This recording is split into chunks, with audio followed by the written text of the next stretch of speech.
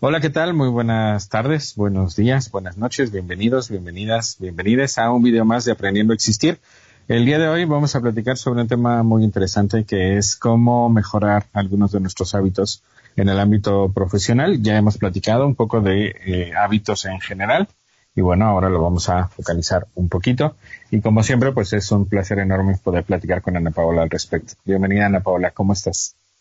Hola Carlos, muy bien, pues aquí en otro capítulo más con respecto ahora a los hábitos profesionales, que creo que ya habíamos hablado un poquito de ello cuando hablábamos de metas o de cómo se maneja el trabajo. Creo que ahorita ya nos gustaría profundizar en una, a lo mejor hay que poner énfasis en qué es profesional, ¿no? O qué nos hace profesionales y qué con eso nos conlleva a qué acciones, porque los hábitos son las acciones que hacen que tengamos una etiqueta específicamente de esto, ¿no? Y a lo mejor la etiqueta sería profesional y el hábito sería todas las acciones que comúnmente hacemos para llegar a lograr esta etiqueta que sería ser profesional. Y a lo mejor empecemos por definir qué es ser una persona profesional en el ámbito del trabajo. Muy buena pregunta. ¿Qué sería ser profesional? Bueno, depende desde dónde lo estemos observando. Si lo observamos desde la parte del empleado, del colaborador, del trabajador, pues ser profesional sería cumplir en tiempo y forma con aquello que su contrato estipula y con aquellas condiciones que previo al inicio del trabajo se plantearon.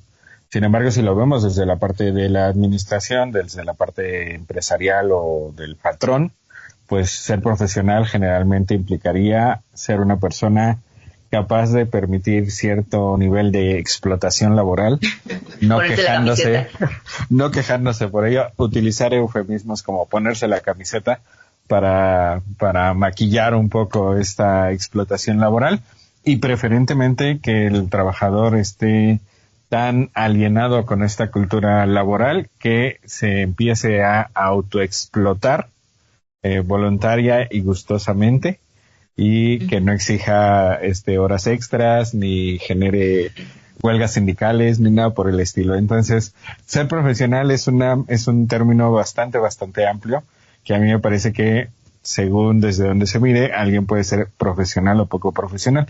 Yo llevo muchos años que me salí del reclutamiento y la selección de personal. Sin embargo, al inicio de mi carrera, pues a eso me dedicaba. Y creo que en muchas ocasiones, lamentablemente, las empresas tienen la sartén por el mango. Y si juzgan que una conducta es poco profesional, aunque en realidad no lo sea, pues terminan dificultando mucho que los colaboradores puedan conseguir un nuevo empleo. Entonces, las empresas tienen redes, y bueno, ya en ese entonces las tenían, estoy hablando de hace unos 15, 20 años, ahora seguramente se han optimizado y probablemente ya no solo tienen redes, sino bases de datos completas en las cuales pueden etiquetar a un colaborador como profesional o poco profesional y con ello bloquearle el acceso a otras empresas del mismo ramo o de otros ramos. Entonces, a mí me parece que esa es una de las muchas razones por las cuales a la gente le cuesta mucho trabajo encontrar buenos empleos, porque en muchas ocasiones están vetados sin saberlo. Yo recuerdo que hace mucho trabajé en empresas de autotransporte. Pullman de Morelos, por ejemplo, fue una de las que trabajé. Y en Pullman de Morelos, que seguramente lo sigue existiendo, probablemente con el mismo nombre, había un programa que era una base de datos que se llamaba Moiras. Las Moiras en la mitología griega son estas brujas que tenían el poder de ver el futuro. Eran ciegas, pero tenían un ojo con el cual podían observar, pero solo tenían que intercambiar. Y bastante tétrico el nombrecito. Y las Moiras eran las que cortaban el hilo de la vida en la mitología griega. Y casualmente decidieron ponerle ese nombre a ese programa, y en ese programa estaban los nombres de todos los colaboradores, empleados y ex empleados y los motivos por los cuales habían salido de la empresa. Y generalmente eran juzgados como malos empleados aquellos que habían peleado por sus derechos laborales, aquellos que habían hecho huelgas, aquellos que habían hecho peticiones de materiales necesarios para hacer bien su trabajo. Entonces, es difícil ser un buen profesional desde la óptica de la empresa. Y muy fácilmente puedes pasar de ser un buen profesional a un mal profesional o poco profesional si empiezas a pelear por lo que justamente te tocaría pelear. Entonces, ojo con eso. Aquí estaríamos hablando un poco más desde una óptica individual, no desde la óptica empresarial, creo yo, porque si lo hiciéramos de esa forma, pues estaríamos bajita la mano como dando tips de cómo permitir la explotación y la autoexplotación, estando feliz por ello y pues no vamos en esa dirección. ¿Cómo ves? Claro. Sí, me parece que aquí es muy difícil a veces encontrar una buena empresa, ¿no? Y sobre todo en Latinoamérica, que la mayoría de las empresas tienen esta cultura de sobreexplotación. Con respecto a lo que sería profesional, el hecho de que tengamos pocos recursos o materiales o formas de poder ejercer nuestro trabajo de una manera responsable, de una manera que también sea políticamente correcta, ¿no? Inclusive en todos los aspectos, porque a lo mejor el ser profesional nos involucra también el generar un buen trabajo, tanto de acción lógica en todo el proceso. Ser profesional involucra inclusive a las universidades en las que estuvimos estudiando y de cómo generan toda el proceso educativo y que se supone tendrían que estar actualizadas, tendrían que tener buenos maestros, que tendrían que poder llevar a cabo toda una culminación, ya sea una empresa que puedas pagar mucho o pagar poco por la escolarización y por toda la enseñanza que te dieron, o a lo mejor una escuela pública, que hay muchas escuelas públicas grandes en México que son muy buenas y que están inclusive más allá de las escuelas pagadas en nivel educativo, y que hasta qué punto profesionalizan o terminan de profesionalizar a un individuo, todos estos estudiantes que están dentro de estas carreras, y el que hecho de a lo mejor una calificación final te vuelve profesional o no profesional a lo largo de tu carrera. Eso también es como una idea que a lo mejor podríamos platicar un poco respecto a las universidades, ¿no? Porque a lo mejor puedes llegar a mí lo que me decían en las universidades, al término de la universidad, es que aquí como tal a lo mejor te empiezas o terminas tu teoría, pero vas a empezar tu carrera a partir de la práctica y de que apenas vas a comenzar a hacer ciertas cosas, ¿no?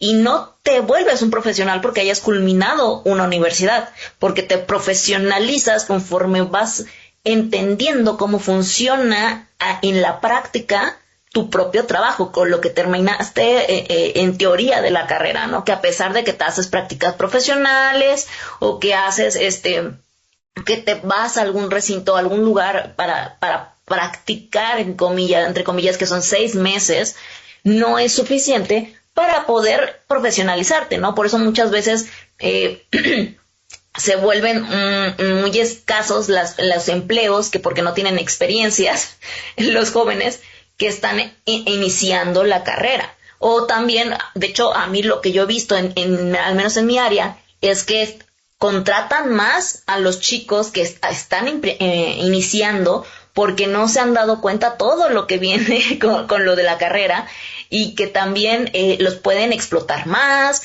les pagan menos, o en mi área sí es como de, busca una vacante de diseño, busca una vacante. Prácticamente está la mitad del campo de trabajo en cuestiones de vacantes para becarios que para profesionistas. Entonces, acá hay que analizar muy bien la palabra profesional y desde también en el ámbito universidad, ¿no?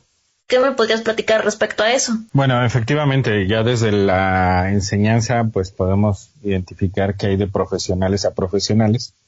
Y sí, es un tema bastante amplio, del cual a lo mejor convendría que hiciéramos otro video. Sin embargo, aquí partiremos de una base que me parece que es la que algunos tienen, que es: yo estoy en una buena empresa, en mi empresa hay buenas prestaciones, superiores a las de la ley, me han tratado muy bien, estoy muy agradecido con mi empresa, porque aunque parezca extraño, sí hay gente que genuinamente se siente así. Algunos obviamente están un poquito autoengañados, sin embargo, pensemos positivamente y pensemos que efectivamente puede haber unas cuantas empresas que sean bastante igualitarias o equitativas con sus colaboradores o con sus trabajadores, y entonces por eso los trabajadores quieren mejorar en estas empresas. Entonces, ¿qué es lo primero que yo siempre recomiendo? Porque habitualmente en el ámbito profesional se parte de la idea que es buen hábito acudir a sesiones de coaching, y afortunadamente en algunas ocasiones la gente se confunde y en lugar de ir a coaching termina en psicoterapia, lo cual a mí me parece que es mucho mejor. Porque el coaching de alguna manera a veces es un profesionista que no tiene todo el conocimiento que un psicólogo sí tiene, sobre todo en el ámbito de la parte biológica, de la conducta, y por eso a mí me parece que es una feliz casualidad, un accidente feliz, cuando alguien estaba buscando coaching y termina en psicoterapia. El chiste es que en psicoterapia en muchas ocasiones la gente viene tratando de preguntarse cómo mejorar sus hábitos para ser mejor profesionista. Y es ahí donde he visto que sí hay gente que genuinamente está muy contenta con su empresa, o bueno, con la empresa en la que trabaja, porque aunque mencionen que es su empresa, pues en realidad no es su empresa, son empleados de esa empresa. Bueno, hasta ese nivel se ponen la camiseta de decir que es su empresa. Y entonces lo primero que yo siempre sugiero es que la gente analice cuánto está realmente ganando por hora de trabajo. ¿Por qué? Porque hay ocasiones en donde la gente, ya que hace ese análisis, se da cuenta que está ganando 20 pesos por hora, 50 pesos por hora, 100 pesos por hora, y entonces se da cuenta de que lo que ya hace es total y completamente acorde con esa cantidad que gana, y que en realidad no necesita esforzarse por dar más. Y con eso no estoy diciendo que estamos en pro de la mediocridad o de no hacer las cosas bien. No. Estamos a favor de una equidad, de una igualdad. Y si a mí me están pagando 20 pesos por hora y yo estoy haciendo un trabajo correspondiente a 20 pesos por hora, pues en realidad no hay una necesidad imperativa de que yo mejore. Claro que si quiero mejorar, porque estoy en pos de una mejor oferta laboral, pues quizá lo primero que convendría, antes de desarrollar estas habilidades, es busquemos esa nueva oferta laboral. Y ya estando en la nueva oferta laboral, pues entonces actualicemos nuestra experiencia y habilidad para estar acorde con esa nueva oferta laboral.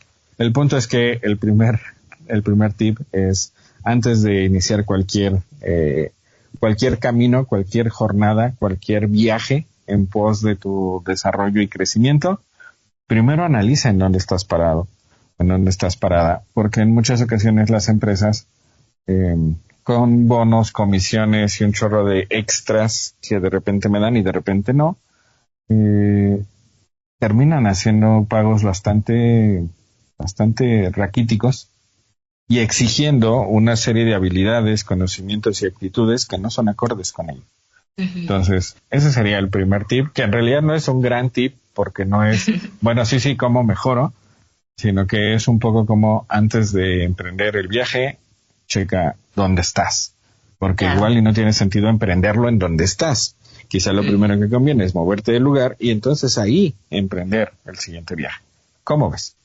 Claro, esto me lleva a algo que tú me habías comentado durante terapia, que es, primero y antes que nada, analiza tus números y tus gastos, ¿no?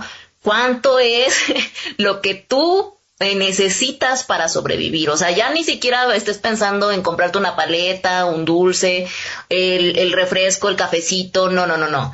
es cuánto es de la renta o lo que estés pagando de tu casa o lo que tengas que aportar para tus papás para estés generando en dinero o lo que te permite vivir en la instancia donde estás viviendo, ¿no? Ya sea cuarto, casa, departamento, etcétera.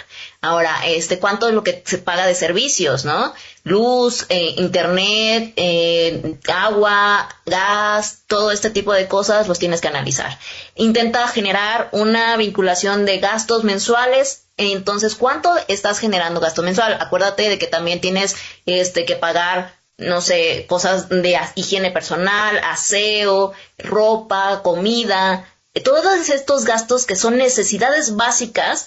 Tendrías que analizarlo y bajo este esquema decir cuánto estoy gastando mensualmente y que es el límite y que tendrías que tener un poquito más para poder decir, ok, quiero un cafecito de la marca que yo quiera, en algún momento voy a necesitar un celular, en algún momento voy a necesitar una computadora, voy a necesitar X o Y. Voy a tener este respaldo para poder comprarme, que inclusive esto yo al menos para mi carrera yo lo vería como necesidad básica, ¿no? Pero bueno, ok, digamos, no necesito materiales electrónicos o lo que sea, pero por lo menos lo más básico que sería la pirámide de Maslow, de pues comida, vestido, vivienda, y ya veremos después qué es lo que viene. Entonces hagan primero esta listita, hagan sus números, y ya posteriormente, yo creo que cualquier profesional o cualquier persona, aunque no se profesionalice en algo, tendría que ser consciente de este tipo de cosas y tener un límite de qué es lo que sigue, ¿no? Para, a lo mejor no sé si estamos viendo estos tips como de manera profesional, pero es para poder empezar a ser profesional y ser consciente de mí como ser humano y en el sistema en el que estoy viviendo, tengo que analizar cómo me manejo, cómo vivo y después, posteriormente, ya me sentiría mucho más seguro y para poder analizar qué tipo de trabajo tengo y qué necesito hacer para poder tener lo necesario, ¿no? Claro, y a mí me parece que sí significa ser profesional desde el punto de vista de la persona. Obvio, esto a las empresas no les conviene que se haga como un análisis muy claro de cuánto te están pagando. A ellos lo que les conviene es que tú veas la cantidad final al mes, ¿no? 15,000 pesos, 10,000 pesos, 30,000 pesos. Y que no te preocupes por a cuánto equivale en horas de trabajo, porque en muchas ocasiones, ya que hacemos simplemente la división de yo gano tanto y trabajo tanto, me doy cuenta de que me están pagando 20 pesos por hora. 20 pesos por hora es nada. Y claro, si lo junto por 200 horas que trabajo, bueno, ya es una lana. Sí, pero son 200 horas de esfuerzo que en muchas ocasiones pues incluyen también las horas de traslado, las horas de regreso a casa. Y bueno, hay gente que por ese motivo nunca le va a alcanzar, pero no porque no se sepa administrar, sino porque en realidad desde el principio se metió a un esquema un poco más de autoexplotación, de esclavitud pagada que de otra cosa, ¿no? Y claro, ahorita lo estamos viendo en México con muchos empresarios que se niegan a disminuir las jornadas laborales a 40 horas como algo ya legal, y dicen que pues así no les sale, y entonces en realidad es porque no generaron desde el principio empleos adecuados, lograron riqueza a partir de la explotación de sus empleados, así de simple. Y obviamente nuestro objetivo es, pensando en el bienestar de la gente, que la gente desde el principio haga numeritos y que se dé cuenta de que a veces viajar 2 horas para ir a trabajar carece de sentido y que esa es la razón por la cual cada vez más gente recurre a tarjetas de crédito para poder medio equilibrar sus gastos, pero al final se termina convirtiendo también en una esclavitud, no solo en una esclavitud laboral, sino en una esclavitud hacia el banco, porque pues ya le debes 50,000 pesos y no puedes renunciar tan fácilmente, ¿no? Entonces, a mí me parece que sí, este es el tip número 1, y ya que determines si gano bien, gano, no sé, unas 200, 300 pesos por hora, por lo tanto, sí me alcanza para todo lo que requiero y hasta para ahorrar y hasta para mi jubilación y hasta para mi seguro de gastos médicos que yo me pago, etcétera. Digamos que ya estás ahí, entonces sí, veamos qué puedo mejorar en cuanto a los hábitos profesionales. Y yo lo que recomendaría, que este sería el segundo paso, es que hagas un listado de cosas que haces bien, hábitos que tienes positivos y hábitos negativos, que evidentemente eso es a lo que te vas a enfocar, ver qué puedes ahí mejorar. Sin embargo, también es importante que veas lo que ya estás haciendo bien, porque es muy fácil que la gente solo se obsesione con aquello que está mal, que tiene que mejorar, y deje de ver las habilidades que ya posee y cómo, gracias a un esfuerzo de muchos años, ha ido adquiriendo estas habilidades.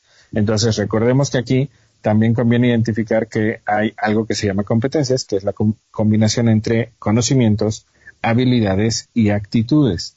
Y es mucho más fácil modificar las habilidades y los conocimientos que las actitudes.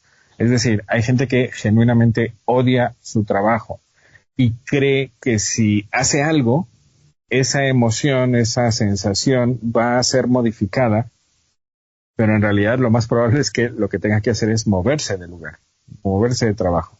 Recuerden que modificar las actitudes es muchísimo más complicado que modificar los conocimientos y las habilidades.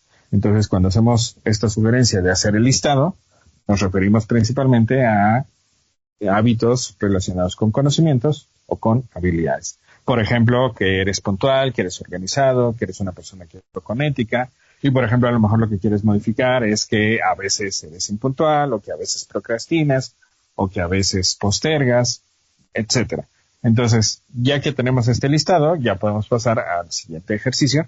Pero ojo, es muy importante no solo ver lo que quiero mejorar, sino también aquello que estoy haciendo correctamente al día de hoy. ¿Cómo? Ok. Sí, es algo de las cosas importantes, focalizar cuáles son las que crees tus debilidades, oportunidades, hacer tu FODA, ¿no? De manera personal, literalmente.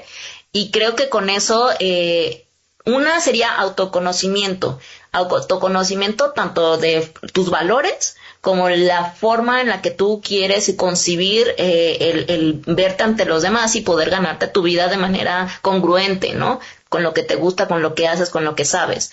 Entonces, esta parte yo creo que es algo que todos deberíamos de empezar haciéndolo, porque a lo mejor no sé si nuestro orientador vocacional en la escuela, en la universidad, nos lo hizo, nos los enseñó, lo supo hacer, pero es parte importante de también nosotros poder tener una guía, ¿no? A lo mejor luego no sabemos ni por dónde,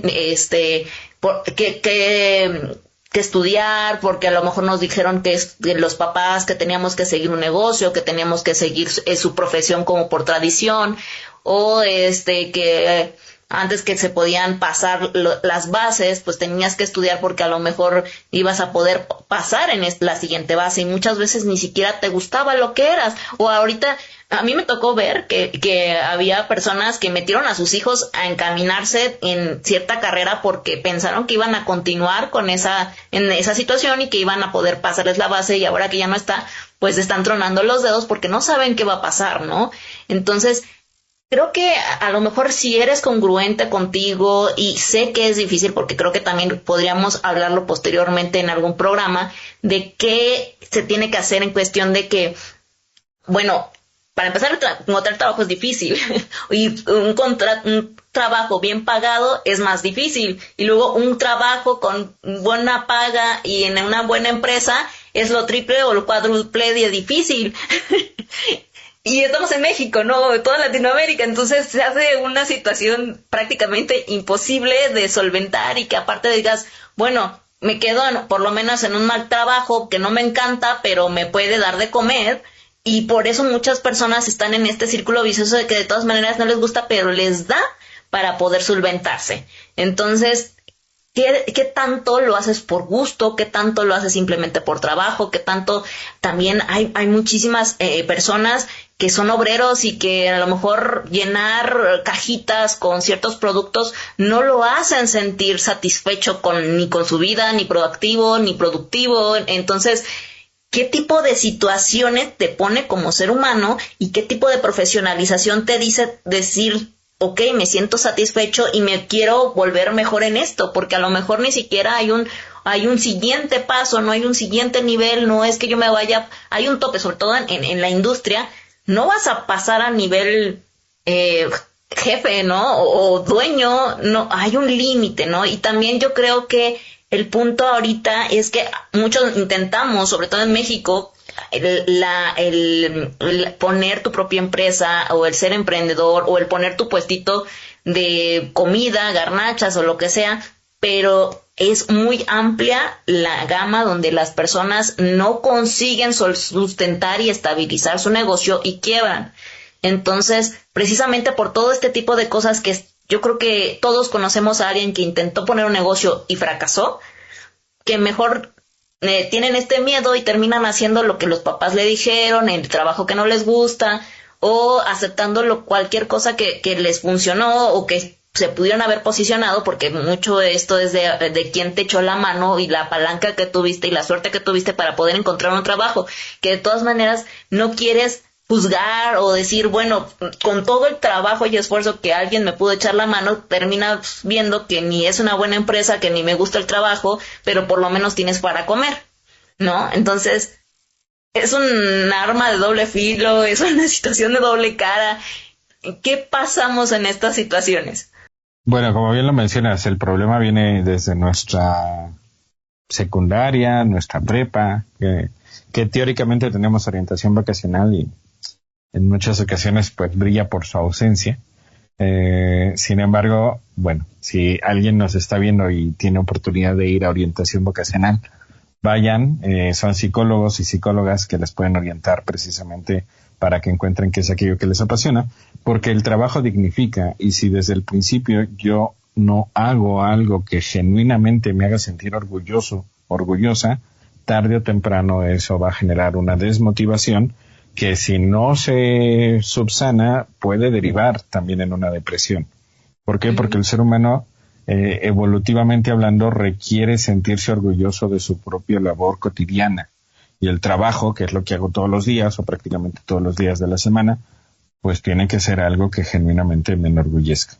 Y hay gente que finge que está a gusto con su trabajo, que le hace sentir bien la labor, cuando en el fondo no es así. Entonces, gran parte del por qué la gente se deprime tiene que ver con el trabajo. Aunque en teoría para mucha gente pues solo es un medio para seguir comiendo, sí es importante que la gente se sienta orgulloso y orgullosa, no de lo que gana per se, sino de la actividad que realiza. Porque si la actividad que realizas te hace sentirte orgulloso, la desmotivación no acudirá y probablemente una depresión derivada de ello tampoco. Entonces, bueno, creo que es importante que este punto también quede muy claro.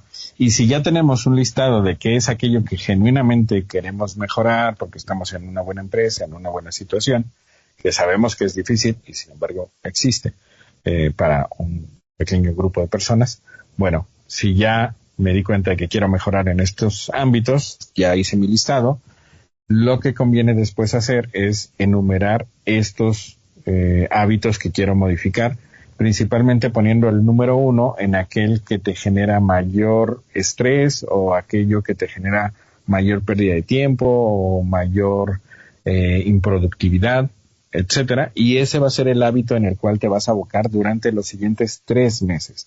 Ojo con esto, porque también nos venden mucho la idea de que un hábito se cambia en 7 días, o se cambia en 21 días, o se cambia en 30 días, y lo que sabemos al día de hoy, a partir de lo que se ha investigado sobre cómo funcionan las neuronas, es que las neuronas requieren por lo menos 3 meses para verdaderamente solidificar la interacción que tienen entre ellas. Es decir, se requieren 3 meses para que un hábito se solidifique en nuestro cerebro. Y después de esos 3 meses ya no tengo que prestar atención a ese hábito. No, después de 3 meses sigo necesitando prestar atención a ello, solo que cada vez un poco menos. Es como andar en bicicleta. Si yo me empiezo a habituar a ello, los primeros 3 meses serán los complicados porque mis neuronas tendrán que solidificar esa información y posterior a esos 3 meses, claro que tengo que seguir prestando atención al camino y claro que tengo que seguir prestando atención a los carros y a cómo voy manejando y a si hay agua en el suelo o piedras en el suelo que me pueden hacer resbalar. Y sin embargo, cada vez es menos necesaria mi atención consciente porque ya se empezó a generar el hábito. Entonces, durante 3 meses, la idea es focalizarme en ese hábito en particular, entendiendo estas 3 cosas. 1, que el cerebro requiere 3 meses para generar el hábito. 2, que ese hábito a la vez va a generar otras pequeñas modificaciones, es decir, va como a arrastrar otras pequeñas mejorías con él. Por ejemplo, si yo quiero modificar mi alimentación, probablemente al intentar modificar mi alimentación, no solamente voy a modificar eso, probablemente voy a organizar mejor mi refrigerador, voy a organizar mejor mis gastos, voy a modificar los días en que voy a comprar algunos productos y al final se van a generar un chorro de nuevos cambios a partir de focalizarme en un solo hábito. Entonces, la buena noticia es que si yo me enfoco en uno, no solo voy a cambiar en ese, sino también voy a generar otros pequeños cambios, ¿vale? Por eso es muy importante centrarme en uno durante por lo menos 3 meses. Y el punto 3 que les quería comentar que es importante prestar atención es que durante esos 3 meses es importante que yo constantemente me felicite y me premie, me reconozca por los pequeños pasos que voy dando. Ejemplo, si yo me voy a meter al gimnasio o si yo me voy a tratar de convertir en una persona más puntual en el ámbito laboral, entonces lo que me conviene es 3 meses planificar y poner a lo mejor un premio cada mes, ¿vale? De aquí a que logro los 3 meses, porque eso me va a permitir que mi cerebro se sienta también motivado. Dicho de otra manera, no solo hay que festejar a los 3 meses, puedo festejar a los 15 días, al mes y medio, a los 2 meses, 2 meses y medio y a los 3 meses, ¿vale? Y esto nos ayuda a que el hábito se mantenga y recordando que cuando yo modifico un hábito también hay otros pequeños cambios que se empiezan a dar simultáneamente. Por lo tanto, no me tengo que obstinar en cambiar 20 cosas al mismo tiempo. Focalizándome en una, van a cambiar muchas otras. ¿Cómo es? Me parece importante este punto, sobre todo que creo que el punto focal aquí es sentirse orgulloso de nosotros mismos, sobre todo cumpliendo las metas que nosotros nos proponemos. Entonces, esa parte donde es el esfuerzo y la rutina, el ser consciente de hacer la acción prolongadamente, nos va a llevar a un punto de orgullo de que logramos nuestro cometido, nuestro objetivo, nuestra meta, ¿no? Entonces, el hecho de que enfoquemos, determinemos, que si quieren pueden ir a ver el video donde hablamos acerca de las metas y cuál es la diferencia entre la meta, objetivo, cuál sería como el proceso para poder enfocalizarlo.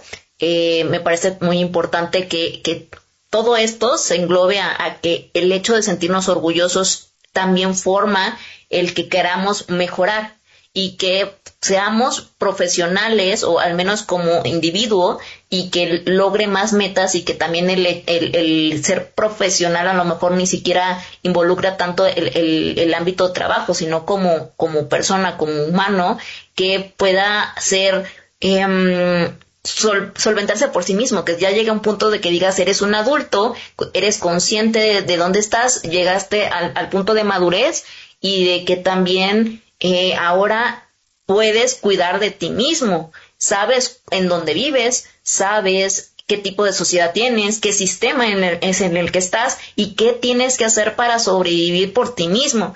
Y el hecho de que estés en este sistema que a veces es caótico, a mí no me encanta, pero puedas decir, bueno, ¿qué puedo hacer que yo me sustente, que yo me haga sentir bien, qué control tengo sobre mí mismo para que a lo mejor no sea perfecto, pero pues 3 veces a la semana vaya a hacer ejercicio, pueda tener cierto control con mi alimentación, pueda intentar mejorar en ciertas cosas, sobre todo en el ámbito del trabajo, porque pues es lo que me da de comer y es lo que me puede sustentar para que yo siga teniendo todos estos hábitos que yo tengo o las cosas que yo quiero tener. Entonces, este tipo de cosas, hacer como una lista de cuáles son mis prioridades. Si a lo mejor digo, es que yo quiero ser un deportista, pero no soy deportista al día 1. Si a lo mejor voy del lunes, martes y miércoles al gimnasio o algo hacer, no sé, fútbol o a ir a natación, pues no sé si una semana puedo ya llamarme deportista, pero si a lo mejor ya fui dentro de un mes, al menos, no sé, 20 días o 15 días y prolongadamente voy haciendo más y me voy ateniendo más en el físico, las acciones son las que te van a decir para que sí lograste tener esta etiqueta de deportista, ¿no? Entonces, a lo mejor con pequeñas cosas vas a ir logrando sentirte orgulloso y volver a ponerte etiquetas positivas que te refuercen las actitudes y las acciones que tú quieres lograr. el profesionalizarte es hacer una rutina, hacer una idea de ti que pueda sentirte que estás logrando tus metas y sentirte orgulloso porque estás logrando estas metas. Sí, efectivamente, la parte de sentirte orgulloso con lo que haces es fundamental y por eso requiero focalizarme en un hábito 3 meses, entendiendo que mágicamente o simultáneamente se van a empezar a cambiar otras cosas si yo realmente me enfoco en ese único hábito. Que yo creo que aquí es el error que mucha gente tiene, que se enfoca en algo una semana y luego la siguiente semana se enfoca en otra cosa y luego la siguiente semana en otra cosa. Y así no funciona nuestra mente. Nuestra mente requiere que focalicemos en uno y tratemos de hacer un plan, como bien lo mencionaste, de ir sucesivamente incrementando o haciendo un alejamiento de ciertas conductas que quiero modificar. Ejemplo, si yo lo que quiero es empezar a ser más puntual, pues probablemente esta semana voy a intentar llegar 5 minutos antes de mi hora impuntual en la que siempre llego. La siguiente semana voy a intentar llegar 10 minutos antes de mi hora impuntual. La siguiente semana 15 minutos, qué sé yo, de forma tal que lo pueda ir reduciendo de manera significativa y que sea algo constante. La palabra clave es la constancia, recordando que somos seres humanos, somos imperfectos, de repente podemos fallar. Un día puedo no llegar puntual o no haber logrado mi meta de esa semana y no importa, el chiste es que el día de mañana lo retome. Tratar de retomar los hábitos de la forma más inmediata posible incrementa la probabilidad de que sigamos en ese camino. Esto sumado a las felicitaciones, los reconocimientos, los premios que yo me voy asignando y que sean acordes con el esfuerzo realizado, van a generar que mi cerebro esté motivado los 3 meses que requiere estarlo con mayor conciencia y posteriormente esto puede ir disminuyendo. Y también hay 3 tips que conviene tomar en cuenta o 3 puntos que conviene tomar en cuenta si yo lo que quiero es hacer esta modificación. Uno de ellos es que las personas requieren identificar sus horarios de mayor productividad. Vivimos en un sistema que nos ha hecho creer que todos tenemos que tener mucha energía en la mañana, porque al sistema es lo que en general le conviene. Sin embargo, la realidad es que hay mucha gente que siente su mayor pico de energía a mediodía y hay algunas otras personas que sentimos nuestro pico de energía en la noche. Entonces, ¿significa eso que tengo que trabajar en actividades nocturnas, por ejemplo, en mi caso? No necesariamente. Significa simplemente que adaptes tus horarios para que pongas la carga de mayor necesidad de atención en esos horarios más cercanos a tu punto máximo de energía. Por ejemplo, en mi caso, gran parte de mis pacientes, consultantes, clientes, los atiendo en las tardes, noches. ¿Por qué? Pues porque he encontrado que ese es mi punto óptimo y prefiero estar lo más cerca posible de mi punto óptimo para brindarles una mejor atención. Entonces, es exactamente lo mismo. Las actividades más complicadas, tratar de agendarlas de lo más cercano a tus horarios de mayor nivel de energía. El segundo punto es, una vez que inicies una actividad, tratar de asignarle un tiempo específico. Ejemplo, 15 minutos para checar tu correo, 15 minutos para checar tus redes sociales, 15 minutos para leer un informe.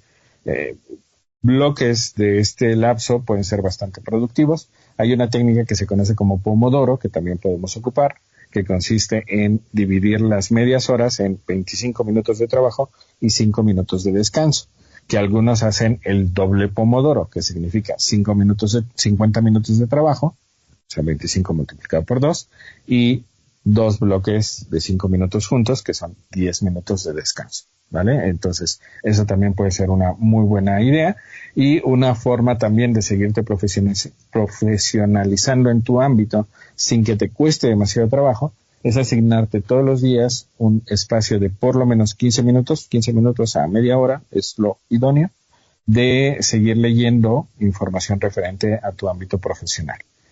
¿Por qué? Porque lamentablemente la actualización, que es imprescindible, en México no es la constante.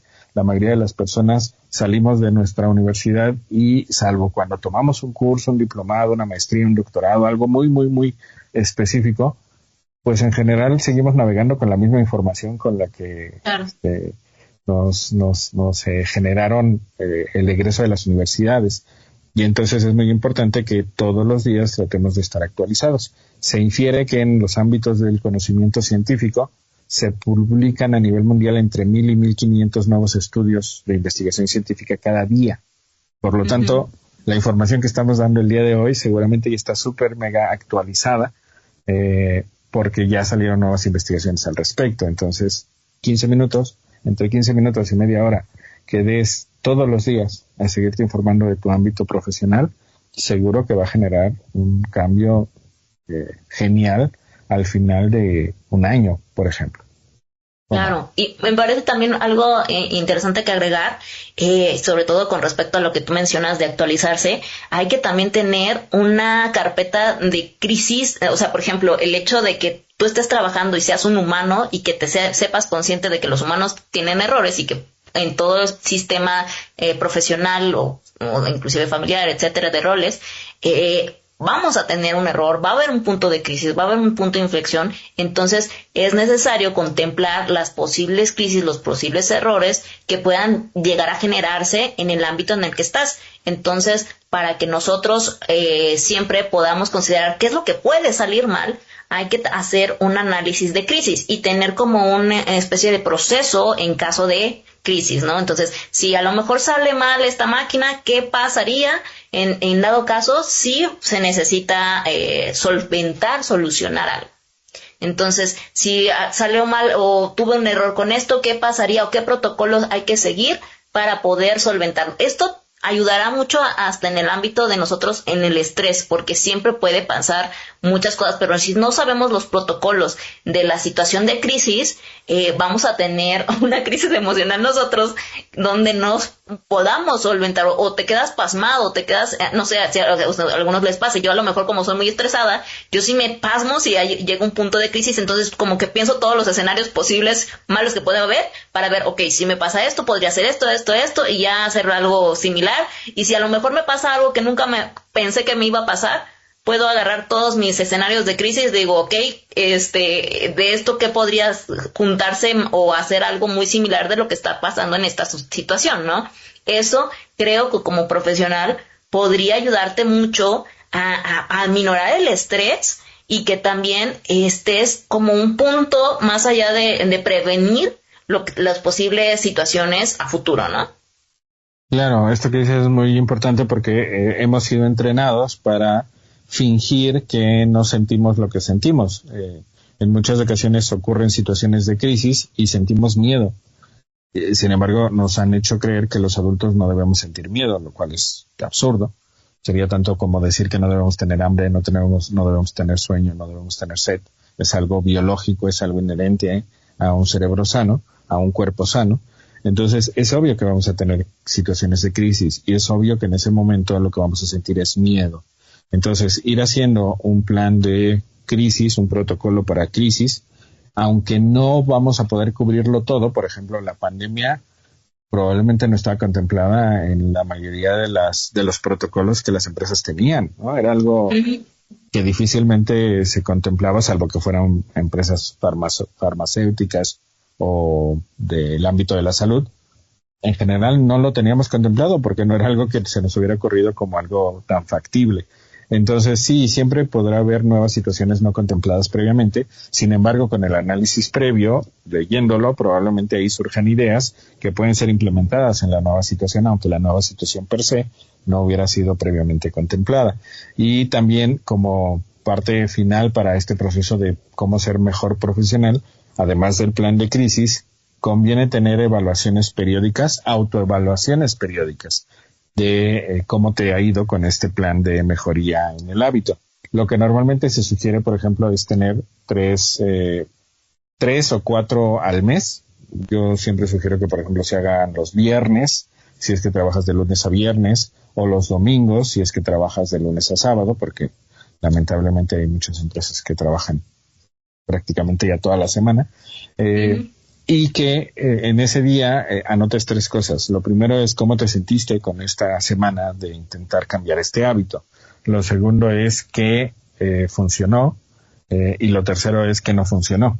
Esto nos permite que de alguna manera tú puedas identificar qué cosas conviene reforzar porque las estás haciendo bien y qué cosas conviene cambiar y que seas lo suficientemente flexible como para ir modificando semana con semana tu plan en el entendido de que mientras te mantengas en la misma dirección durante 3 meses, sigues trabajando en cambiar el hábito. Entonces, en términos llanos, es si yo quiero afirmar que ya cambié en algo, significa que lo he ido modificando de manera consistente durante 3 meses. Si yo creo que mi colaborador ya cambió, significa que durante 3 meses ha presentado una nueva conducta. Si yo como colaborador quiero afirmar que ya cambié, significa que durante por lo menos 3 meses he presentado una nueva conducta. Y esto también aplica en el ámbito personal. Si yo creo que mi pareja cambió, significa que su conducta ha sido consistente, diferente, por lo menos 3 meses. Si ha durado menos, por ejemplo, una semana, no puedo decir que ya cambió. O yo no puedo decir que ya cambié. Entonces, esto es muy importante entenderlo porque luego la gente es muy flexible en estos tiempos y cree que si lleva haciendo algo durante 15 días ya puede ponerse la medalla de cambio, cuando en realidad todavía no. Y no es que esto esté mal, simplemente es que si no utilizamos correctamente estos términos, podemos terminar autoengañándonos, creyendo que cada 2 semanas voy cambiando, cuando en realidad no. En realidad es 2 semanas lo intenté y luego 2 semanas dejé de intentarlo, nada más. Entonces, para mí es muy importante que esto lo tengamos claro para que seamos consistentes durante el tiempo clave, que son 3 meses. Claro, y no porque también terminaste en 3 meses ya y después lo dejaste, ya no, ya te puedes quedar con la etiqueta, ¿no? Al final del día, esta es una situación constante. Es que me ha tocado personas que me dicen, es que yo voy a sesión de terapia. Ah, sí, ¿cuántas sesiones fuiste? O sigues yendo, o cada cuánto vas. No, solamente fui a 2 sesiones, pero yo voy a terapia, ¿no? Y digo, no es esa la situación. O sea, el hecho es que es cotidianamente o que se vuelva un estilo de vida. Es como el cambiar de hábitos alimenticios es un estilo de vida. Una dieta es un estilo de vida. No vas a decir que porque ya hiciste una dieta 15 días y bajaste 4 kilos, ya hiciste dieta y puedes seguir comiendo como antes comías. Es cambiar a un estilo de vida. Entonces no te puedes poner una etiqueta si no estás considerando que este va a ser tu estilo de vida. O sea, ¿qué tipo de etiquetas quieres poner? O sea, ¿quieres pagarlo? ¿Quieres pagar toda la situación de comer de esta manera? Ponte la etiqueta, pero si no quieres hacerlo durante todo tu estilo de vida, entonces no te la pongas. Así lo veo yo. Sí, efectivamente. Es en términos llanos no caer en autoengaños, ¿no? Que lamentablemente el sistema en el que vivimos es lo que de alguna manera nos ha enseñado a hacer. Entonces, la invitación que siempre hacemos en estos videos es justamente esa, aceptar lo que estamos pensando, sintiendo, viviendo, para tratar de disminuir la probabilidad de caer en autoengaños. Así es, pues muchas gracias. Me encantó este video, espero que les haya gustado de igual manera. Por favor, denle like, compartan este video para que sigamos haciendo más. Esperen, porque ahorita estamos armando muchas cosas de talleres que yo creo que les van a ser de mucha ayuda. Y pues recuerden que a psicoterapia no va la gente loca, sino la que quiere aprender a existir. Les mando un besote, un abrazote y cuídense mucho.